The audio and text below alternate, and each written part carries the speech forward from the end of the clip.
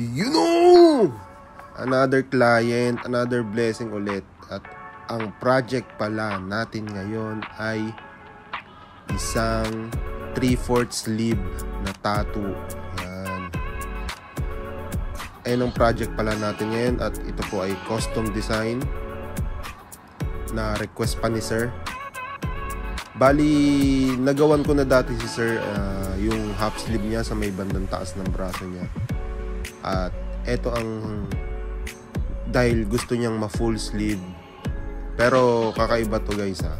Ang full sleeve na to, ang gusto niya lang is yung outer part lang. Hindi kasama yung inner part ng braso niya.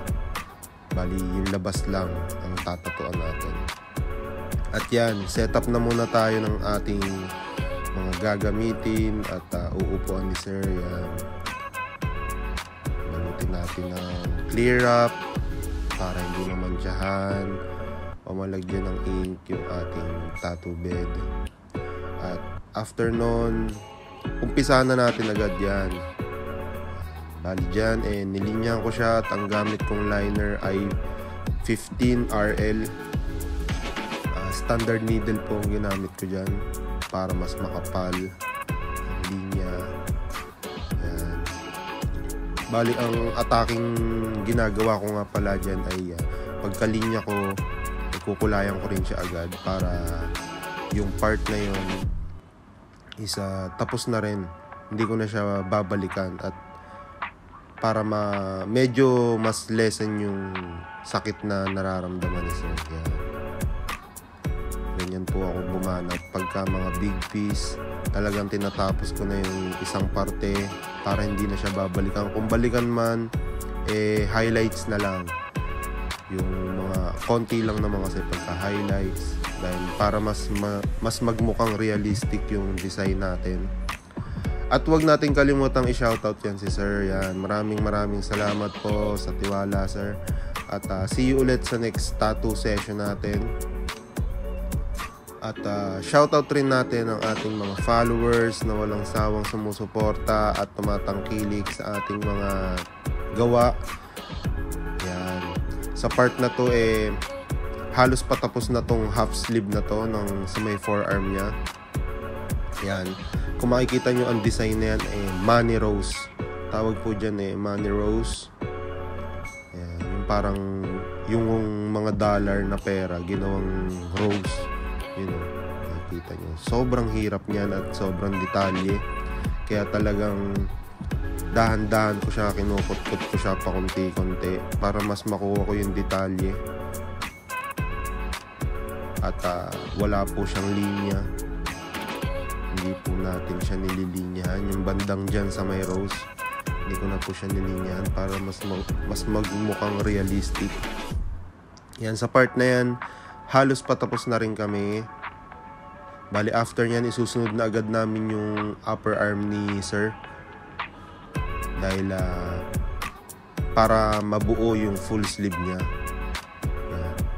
One session nga lang pala yan guys. Ayun ang matindi. Napakatindi ni sir dyan. Isang session lang, 3/4 agad ang nagawa. Bali ginawa pala namin yan ng siguro mga 8 to 9 hours. Kasama na break time syempre. Kailangan may break time. Nakakangawit rin siya At syempre, para makapagpahinga rin si sir kahit papano. Pero ang pahinga naman namin mga minuto lang. Minsan mga 5 minutes, ganyan. Yan. Natapos ko na yung half sleeve dito sa may forearm. At ito na ang outcome niya. Yan. At sinunod ko na rin agad yung sa may natitirang tattoo niya dun sa may braso. Bali meron siyang dating tattoo ron At hindi na namin pinakialaman yun dahil ayos naman yung design at okay naman kay sir yan.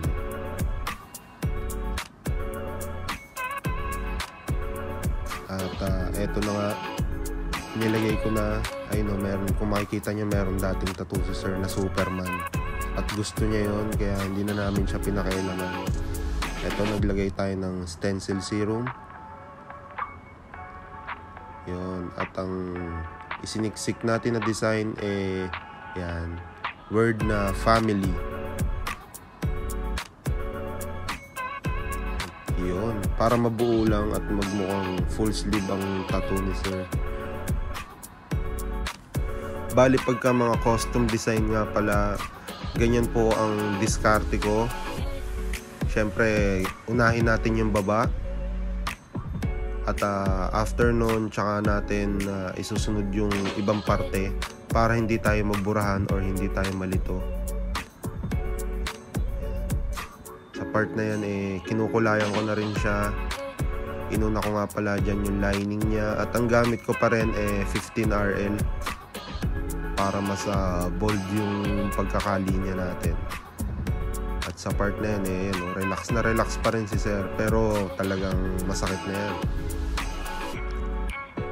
Yun. At natapos rin natin ang ating 10 hours na session. Yan. Total of 10 hours working. At yun, big shoutout sa iyo sir. Napakatindi. At sa may mga gusto or sa may mga katanungan about sa tattoo, PM nyo lang po yung Onin Tattoo page. Yan. Re-replyan ko po kayo yung mga gustong magpa-tattoo, yung mga first timer, yung gustong magpa-cover up, magpa-enhance ng kanilang mga tattoo. Yan. PM nyo lang po ako, Onin Tattoo, at re-replyan ko po kayo. At nga pala, nagpi-piercing rin tayo guys. Yan. Sa mga gustong magpa-piercing, PM rin po kayo sa akin. At hanggang dito na lang ang ating video guys. See you sa next video. Ingat kayo palagi. You know!